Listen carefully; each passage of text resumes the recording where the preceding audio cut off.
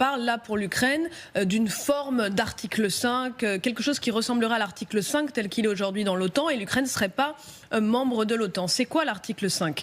Il dit que s'il y a une attaque contre un des membres de l'Alliance, alors c'est tous les membres qui sont attaqués. Mais l'article 5, il dit jamais, il définit pas la nature de l'engagement. Donc ça, c'est une volonté politique. En fait, si on signe un accord de sécurité avec les Ukrainiens qui ressemblerait à l'article 5 ou quelque chose de plus créatif, en fait, il faut lui donner de la crédibilité. Et la crédibilité, c'est quoi? C'est une pression militaire, c'est une présence militaire, ça ne peut marcher que comme ça.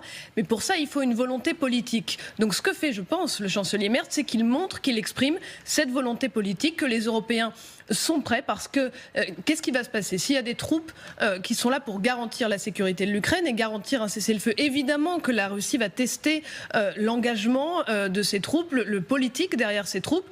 Et ce qu'il fait, c'est qu'il dit aujourd'hui, voilà à quoi nous serons prêts. En fait, il crédibilise les discussions, à mon sens. Xavier, bonjour. Xavier Giacomini qui nous a rejoint, un grand reporter et spécialiste des questions internationales sur LCI.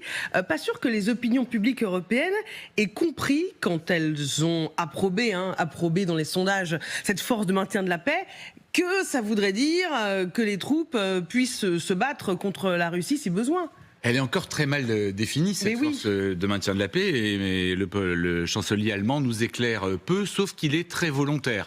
Et ça, c'est relativement nouveau. Il ne va pas jusqu'à dire qu'il pourrait y avoir des soldats allemands sur le sol de l'Ukraine, mais on sent que dans un futur proche, il pourrait finir par le dire. Il dit aussi, quand on lui dit, mais de toute façon, Vladimir Poutine ne veut pas, pour le moment, c'est ça, le Kremlin ne veut absolument pas qu'il y ait de soldats étrangers en Ukraine, qui l'empêchent en fait de mener sa guerre. Friedrich Merz pense que Vladimir Poutine peut changer d'avis, qu'aujourd'hui il dit niet, non en russe, mais que demain il pourrait dire oui. Donc il prend un peu un pari sur l'avenir. Après, qu'est-ce que ça va être, cette force de maintien de la paix? Pour le moment, ce que l'on comprend, c'est que ça pourrait être des instructeurs, donc on serait très en arrière du front. Ça pourrait être une aide au déminage, une aide à la protection de sites sensibles, notamment en matière de défense anti-aérienne, mais pas forcément, parce que rien n'est vraiment défini, encore une fois, des soldats qui seraient sur la ligne de cessez-le-feu, un peu comme la finule est coincée entre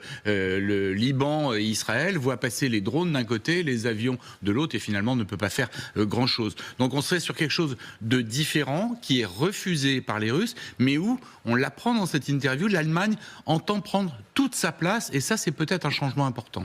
Adina Revol. Oui, en fait, le grand changement très important, c'est que Friedrich Merz, il prend le leadership de l'Europe. Ça nous manquait un peu, donc il est très volontaire, et puis il faut dire aussi que l'Allemagne a la capacité budgétaire